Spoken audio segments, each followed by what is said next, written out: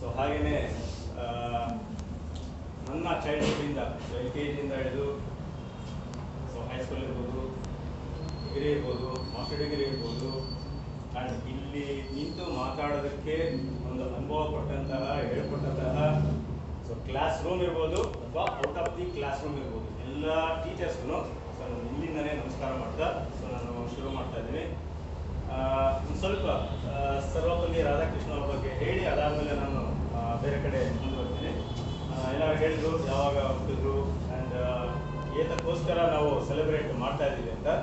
So ಹಾಗೆ ಅವರು ಬಹಳ ಬಡತನದಿಂದ ಓದಿದ್ರು.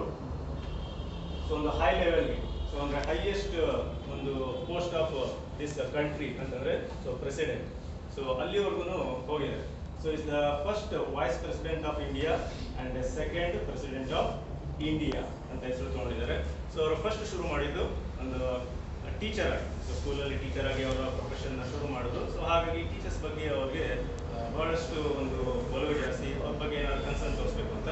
ಸೊ ಹಾಗಾಗಿ ಅವರು ಹೈಯೆಸ್ಟ್ ಪೋಸ್ಟಲ್ಲಿದ್ದಾಗ ಸೊ ಟೀಚರ್ಗೋಸ್ಕರ ಬೇಕಾದಷ್ಟು ಕೆಲಸಗಳನ್ನ ಮಾಡಿದ್ದಾರೆ. ಸೊ ಹಾಗಾಗಿ ಸೊ ಅವ್ರನ್ನ ಟೀಚರ್ಸು ಬಹಳಷ್ಟು ನೆನೆಸ್ಕೊಳ್ಳೋದಕ್ಕೆ ಒಂದು ಇಷ್ಟಪಡ್ತಾರೆ. ಸೊ